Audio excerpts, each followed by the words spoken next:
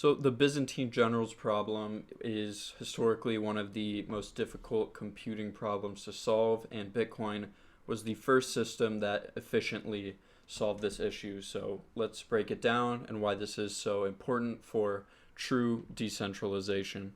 I'm speaking to you at a Bitcoin block height of 926,313 and a Bitcoin dollar exchange rate of $93,100 per Bitcoin. So let's get straight into it. This is an article from River. River is my number one recommended place to purchase Bitcoin. You can use my link down below in the description, and we'll both get some free Bitcoin if you make a purchase. So understanding the Byzantine generals problem. The Byzantine generals problem is a game theory problem that describes the difficulty decentralized systems face in reaching consensus without a central authority. First introduced in 1982, it was initially framed as a theoretical computing problem. In a network where no participant can fully verify the identity or honesty of others, how can they all agree on a single version of the truth? This question is critical for decentralized networks like Bitcoin, where trust is not placed in a single party, but distributed across many participants. The Byzantine generals problem is best understood through an analogy. Several generals are besieging a city called Byzantium and must decide when to attack. If they all attack simultaneously, they win. If they attack at different times, they lose. However, the generals have no secure communication channels. Messages can be intercepted, delayed, or modified by the enemy. This makes coordination difficult and introduces the risk of deception. How can the generals organize to attack at the same time? The problem highlights the challenge of achieving consensus in decentralized systems, where no single participant can be trusted to relay accurate information. Only decentralized systems face the Byzantine generals problem because they lack a single trusted source of truth. In centralized systems, an authority is responsible for verifying and distributing accurate information. For example, in traditional finance, banks are trusted to maintain accurate balances and transaction histories. If a bank were to manipulate data or commit fraud, a central bank or government authority is expected to intervene and restore trust. However, centralized systems do not solve the Byzantine generals problem. They bypass it by relying on a central authority. While this approach provides efficiency, it also creates risks. For example, if the central authority is compromised, the entire system is at a risk of failure or corruption. What is Byzantine fault tolerance? To overcome the Byzantine generals problem, decentralized networks must be designed with Byzantine fault tolerance, BFT. This means they must continue functioning correctly even if some participants act maliciously or send false information. A Byzantine fault-tolerant system does not require every participant to be trustworthy because it only needs a majority to maintain consensus. Bitcoin is an example of a BFT system. It achieves this through proof-of-work consensus. In this system, miners must expend computational energy to propose new blocks. Because Bitcoin mining requires real-world resources, attempting to deceive the network becomes prohibitively expensive. Any dishonest behavior, such as broadcasting false transactions, is rejected by the network. BFT is essential for decentralized networks, allowing them to function reliably without a central authority. Without it, consensus would be impossible, making trustless systems unworkable. Money in the Byzantine generals problem. Money is a great example of the Byzantine generals problem. How can a society create a form of money that everyone trusts and agrees on?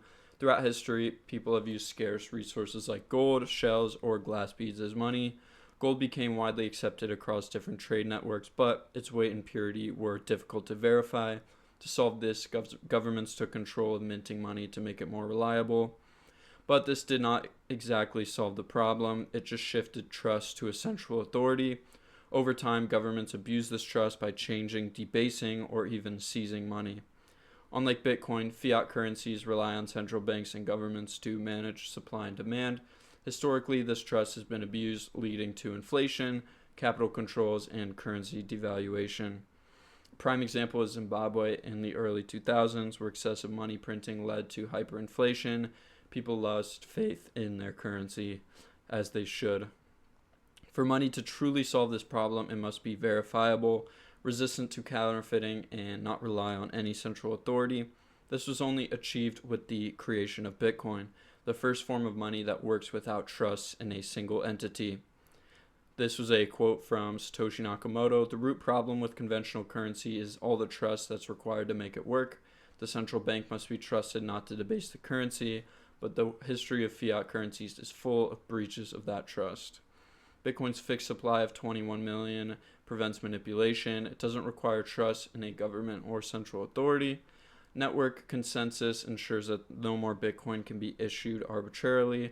This makes Bitcoin the first truly decentralized monetary system that directly solves the Byzantine generals' problem. Bitcoin solves the problem by allowing a decentralized network to reach agreement on transactions without needing to trust a central authority. Unlike previous attempts to create independent money, Bitcoin succeeded by using a combination of blockchain technology and proof of work to ensure all participants can verify transactions for themselves. Blockchain prevents double spending. For Bitcoin to work as money, it needed a way to track ownership and prevent people from spending the same Bitcoin twice. To do this without relying on trust, Bitcoin uses a blockchain, which is a public distributed ledger that records every transaction. In the Byzantine generals' analogy, the blockchain is the shared truth that everyone must agree on. Nodes, which are members of the Bitcoin network, verify transactions and agree on the order in which they happen. This allows Bitcoin to function as a trustless system without a central authority.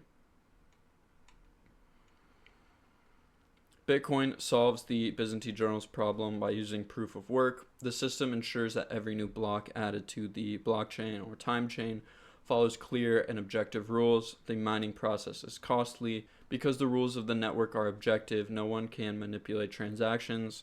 The system also determines who can create new Bitcoin and ensures that once a block is added to the blockchain, it's nearly impossible to change. Every node independently verifies transactions as blocks. If someone tries to submit false information, the network instantly rejects it. Since each node checks the data itself, there's no need to trust anyone else. This makes Bitcoin a fully trustless system where the entire network always agrees on the state of the chain. Can Byzantine fault-tolerant systems be attacked?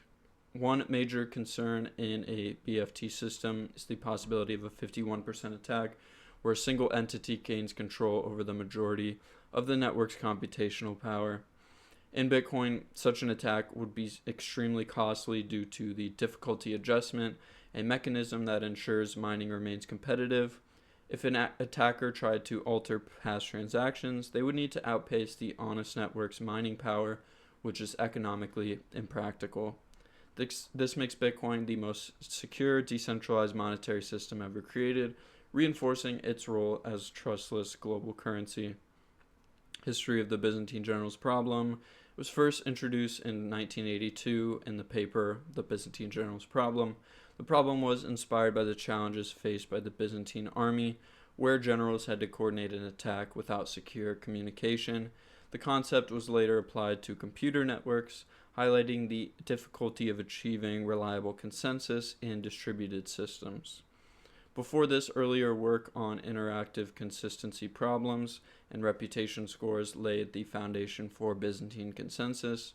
The generals' problem evolved into variations like the weak Byzantine generals' problem, which explored scenarios with partial reliability.